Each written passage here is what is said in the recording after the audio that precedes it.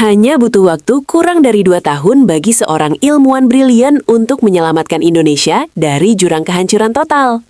Namun ironisnya, di akhir pengabdiannya yang luar biasa, ia justru ditolak oleh wakil bangsanya sendiri. Inilah kisah Baharudin Jusuf Habibie, seorang teknokrat murni yang tidak pernah bermimpi menjadi politisi, namun tiba-tiba dipaksa memegang kemudi sebuah negara yang sedang hancur lebur akibat krisis multidimensi tahun 1998. Kepresidenannya yang hanya berlangsung selama 517 hari seringkali dilupakan. Padahal di masa yang sangat singkat itulah, fondasi demokrasi modern Indonesia diletakkan dengan pengorbanan politik yang tak ternilai harganya. Tanggal 21 Mei tahun 1998 menjadi titik balik yang paling mendebarkan dalam sejarah modern Indonesia. Setelah 32 tahun berkuasa, Presiden Soeharto secara mengejutkan menyatakan berhenti dari jabatannya di tengah gelombang demonstrasi mahasiswa yang melumpuhkan ibu kota. Sesuai konstitusi, wakil presiden harus mengambil alih kekuasaan. Pada momen itu, Habibie melangkah maju untuk mengucapkan sumpah jabatan. Tidak ada perayaan, tidak ada sorak-sorai kemenangan. Yang ada hanyalah keheningan yang mencekam dan ketidakpastian yang menyelimuti seluruh negeri. Sang ilmuwan kini resmi memikul beban dari sebuah bangsa yang sedang berada di ambang kehancuran. Untuk memahami betapa beratnya beban yang dipikul Habibie, kita harus melihat siapa ia sebenarnya. Habibie bukanlah seorang politisi yang lahir dari rahim intrik kekuasaan, melainkan seorang ilmuwan murni, seorang insinyur penerbangan berkaliber dunia yang menghabiskan sebagian besar karir profesionalnya di Jerman. Pikirannya terstruktur untuk memecahkan masalah aerodinamika yang rumit, bukan untuk menghadapi kelicikan manuver politik. Baginya, segala sesuatu memiliki rumus dan parameter yang jelas. Ia percaya pada logika, rasionalitas, dan kerja keras. Di Jerman, ia menemukan kedamaian dalam angka-angka dan desain pesawat, jauh dari hiruk-pikuk politik negaranya yang rumit. Namun, panggilan tanah air membawanya kembali. Atas permintaan langsung dari Presiden Soeharto, Habibie meninggalkan karir cemerlangnya di Eropa untuk membangun industri teknologi di Indonesia. Visinya sangat jelas, yaitu membawa bangsa Indonesia melompat jauh ke depan melalui penguasaan teknologi tinggi, khususnya industri penerbangan. Selama 2 dekade, ia menjadi anak emas pembangunan, diberikan kebebasan penuh untuk mendirikan industri pesawat terbang Nusantara atau IPTN. Pada masa itu, ia hidup dalam gelembung teknokrasi yang ideal, terlindung dari kerasnya realitas politik dan sosial masyarakat bawah, fokus sepenuhnya pada mimpinya menerbangkan pesawat buatan anak bangsa. Puncak dari dedikasi teknologinya terjadi pada bulan Agustus tahun 1995, ketika pesawat N250 Gatot Kaca, karya putra-putri bangsa, berhasil melakukan penerbangan perdananya. Pada hari itu, Habibie meneteskan air mata kebanggaan. Ia telah membuktikan kepada dunia bahwa bangsa Indonesia mampu menciptakan teknologi pesawat terbang yang canggih. Momen itu adalah puncak kejayaan sang teknokrat. Ia dielu-elukan sebagai pahlawan teknologi, inspirasi bagi jutaan anak Indonesia. Namun, tidak ada yang menyadari bahwa langit cerah kebanggaan itu akan segera tertutup oleh awan gelap krisis ekonomi yang paling mematikan dalam sejarah Asia. Tahun 1997, badai krisis finansial Asia menghantam Indonesia tanpa ampun. Nilai tukar rupiah terhadap dolar Amerika Serikat hancur berkeping-keping. Dari Rp2.000 menjadi belasan ribu rupiah dalam waktu singkat. Perusahaan-perusahaan raksasa bertumbangan, jutaan orang kehilangan pekerjaan dalam sekejap, dan harga kebutuhan pokok melonjak tak terkendali. Anggaran untuk proyek pesawat terbang kebanggaan Habibie dipotong habis atas desakan Lembaga Moneter Internasional. Sang insinyur hanya bisa menyaksikan dengan perih ketika mimpi teknologinya harus dikorbankan demi menyelamatkan perekonomian negara yang sedang pendarahan hebat. Krisis ini memicu kemarahan sosial yang belum pernah terjadi sebelumnya. Kemarahan akibat kemiskinan mendadak itu meledak menjadi tragedi memilukan pada bulan Mei 1998. Jakarta membara. Kerusuhan massal, penjarahan, dan kekerasan komunal merobek tatanan sosial masyarakat. Ratusan nyawa melayang tragis di tengah gedung-gedung perbelanjaan yang dibakar massa. Dalam hitungan hari, legitimasi pemerintahan Orde Baru yang tampak sekuat baja selama puluhan tahun runtuh begitu saja. Ketika mahasiswa menduduki gedung parlemen dan elit politik saling menyelamatkan diri, Presiden Soeharto menyadari bahwa waktunya telah habis. Kekuasaan yang ditinggalkannya bukanlah sebuah piala kebanggaan, melainkan sebuah bom waktu yang siap menghancurkan siapa saja yang memegangnya. Dan bom waktu itulah yang kini berada di tangan B.J. Habibie. Malam pertama setelah ia dilantik sebagai Presiden ketiga Republik Indonesia, ia menyadari realitas yang sangat mengerikan. Ia sama sekali tidak memiliki basis dukungan politik yang kuat. Mahasiswa menolaknya karena menganggapnya sebagai bagian dari rezim masa lalu. Elit politik dan militer memandangnya dengan keraguan. Bahkan pasar internasional tidak mempercayainya. Di ruang kerjanya yang luas, Habibie merasakan kesepian yang teramat dalam. Sebagai seorang ilmuwan, ia terbiasa mengendalikan variabel di laboratorium. Namun kini ia harus mengendalikan amarah lebih dari 200 juta jiwa. Menghadapi penolakan dari berbagai pihak, Habibie tidak memilih untuk menggunakan kekuatan militer atau represi seperti pendahulunya. Ia justru memilih pendekatan yang mengejutkan semua orang, membedah sistem yang otoriter dan melepaskan katup-katup kebebasan. Dalam 100 hari pertamanya, ia mengambil keputusan radikal. Ia menandatangani dokumen pembebasan para tahanan politik yang selama ini mengkritik pemerintah. Ia membuka pintu penjara bagi mereka yang dulu dianggap sebagai musuh negara. Langkah ini bukanlah kelemahan, melainkan sebuah kalkulasi rasional dari seorang teknokrat yang sadar bahwa kepercayaan rakyat hanya bisa dikembalikan melalui kebebasan sejati, bukan ketakutan. Tidak berhenti sampai di situ, Habibie menghancurkan belenggu yang selama puluhan tahun mengekang kebebasan berbicara.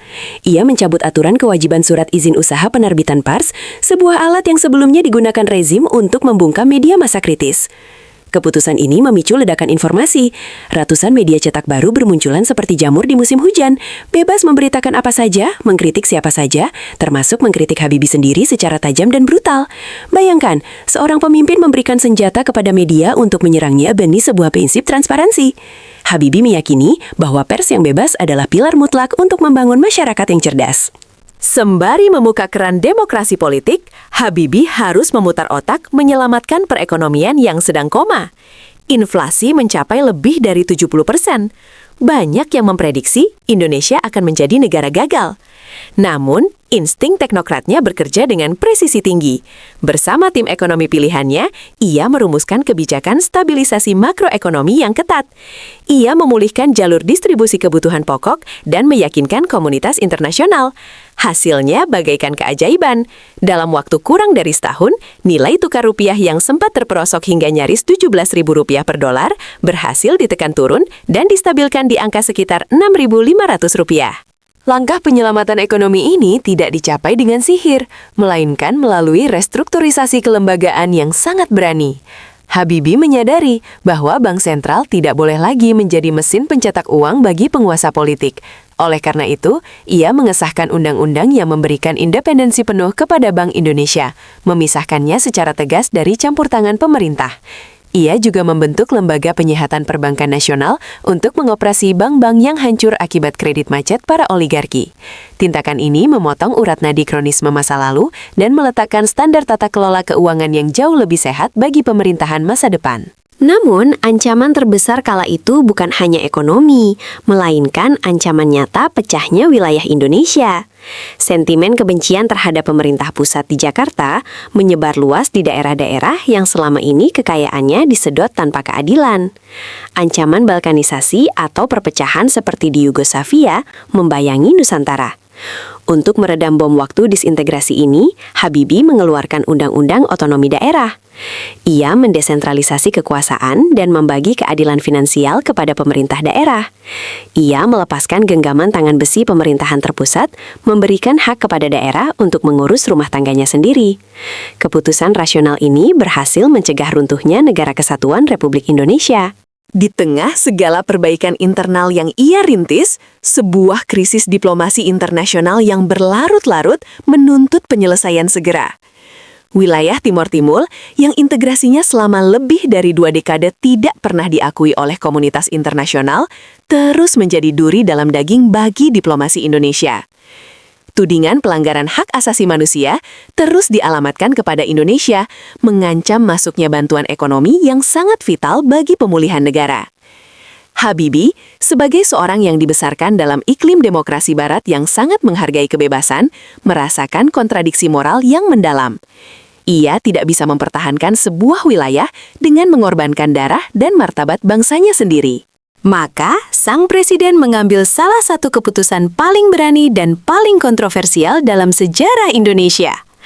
Habibie memutuskan untuk memberikan pilihan yang sangat demokratis kepada rakyat Timur Timur, otonomi khusus yang diperluas, atau kemerdekaan penuh melalui sebuah jajak pendapat atau referendum.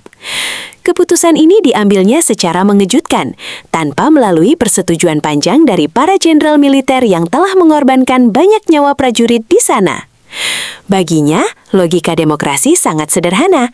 Jika sebuah kelompok masyarakat benar-benar merasa bagian dari Indonesia, mereka akan memilih bertahan. Namun, jika penindasan adalah satu-satunya ikatan, maka biarkanlah mereka menentukan nasibnya sendiri. Pada bulan Agustus tahun 1999, jajak pendapat bersejarah itu pun dilaksanakan di bawah pengawasan Perserikatan Bangsa-Bangsa. Hasilnya menjadi pukulan psikologis yang sangat telak bagi elit nasional. Hampir 80% rakyat Timur Timur menolak otonomi usus dan memilih untuk merdeka, berpisah dari Negara Kesatuan Republik Indonesia. Lepasnya wilayah ke-27 itu memicu kemarahan yang luar biasa dari kelompok nasionalis dan pihak militer. Mereka menuduh Habibie sebagai pemimpin yang lemah, seorang pengkhianat yang telah menjual kedaulatan bangsa kepada kepentingan asing. Kebencian terhadap presiden transisi ini pun mencapai titik puncaknya. Habibie sepenuhnya sadar bahwa keputusannya melepaskan Timur Timur akan mengakhiri karir politiknya. Ia rela menelan pil pahit kemarahan publik demi membebaskan Indonesia dari beban sejarah yang selalu menyandera kemajuan bangsa.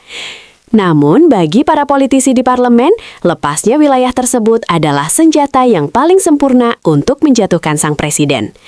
Menjelang sidang umum Majelis Permusyawaratan Rakyat, manuver politik untuk menolak kepemimpinannya dilakukan secara masif. Fraksi-fraksi politik merapatkan barisan, merencanakan untuk menolak laporan pertanggungjawabannya.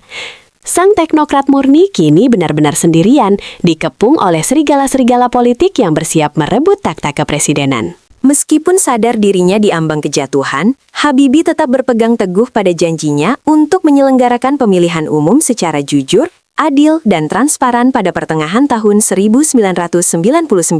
Ini adalah pemilu multipartai pertama sejak tahun 1955, diikuti oleh 48 partai politik yang baru terbentuk. Habibie menjamin bahwa militer tidak akan campur tangan, dan tidak ada lagi rekayasa suara seperti di masa Orde Baru. Ironisnya, partai pimpinannya sendiri tidak memenangkan mayoritas. Ia memberikan fasilitas terbaik agar demokrasi berjalan, bahkan ketika ia tahu persis bahwa proses demokrasi itu akan mendepaknya dari kekuasaan. Tibalah saatnya pada bulan Oktober 1999, Habibie berdiri di mimbar sidang umum Majelis Permusyawaratan Rakyat untuk menyampaikan pidato pertanggungjawabannya. Dengan suara yang tegas, namun bergetar menahan emosi, ia merinci seluruh capaiannya selama 517 hari. Ia membacakan bagaimana ia menstabilkan rupiah dari keterpurukan, bagaimana ia membebaskan tahanan politik, melahirkan undang-undang pers, dan memulai otonomi daerah. Ia menyajikan fakta dan angka layaknya seorang ilmuwan yang sedang mempresentasikan tesisnya. Namun, di arena politik, kebenaran angka tidak pernah cukup untuk mengalahkan kepentingan golongan dan kebencian masa lalu. Setelah perdebatan yang panjang dan melelahkan, pemungutan suara parlemen dilakukan secara tertutup. Hasilnya sangat dramatis. Dengan selisih 35 suara, Majelis Permusyawaratan Rakyat memutuskan untuk menolak pidato pertanggungjawaban Presiden B.J. Habibie. Penolakan ini adalah tamparan yang sangat keras. Bangsa yang ia selamatkan dari kehancuran ekonomi dan politik melalui wakil-wakilnya menyatakan bahwa pengabdiannya tidak dapat diterima akibat persoalan Timor Timur. Sang ilmuwan yang telah mencurahkan seluruh tenaga dan pikirannya hingga kurang tidur berbulan-bulan, kini divonis gagal oleh sistem demokrasi yang ironisnya ia bangun sendiri. Secara konstitusional, meskipun pertanggungjawabannya ditolak, partai pendukungnya masih memiliki hak untuk mencalonkannya kembali sebagai presiden dalam pemilihan berikutnya. Namun, disinilah letak kebesaran jiwa seorang Habibie. Alih-alih memaksakan diri mempertahankan kekuasaan yang berpotensi memicu kerusuhan berdarah di tengah masyarakat yang terbelah, ia dengan tegas menolak untuk dicalonkan kembali. Ia mengesampingkan ego dan ambisi pribadi demi persatuan nasional. Dengan penuh keanggunan, ia menyatakan mundur dari bursa pencalonan presiden.